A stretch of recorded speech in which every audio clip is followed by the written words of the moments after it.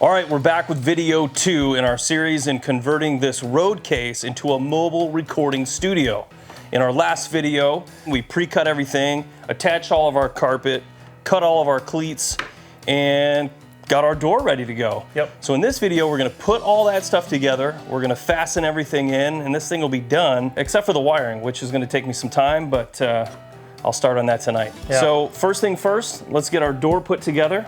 We found this aluminum, and it's like a channel that fits around the perimeter. That way it gives it a nice clean edge. So we pre-cut all that, pre-drilled all the holes, and we just need to put it together.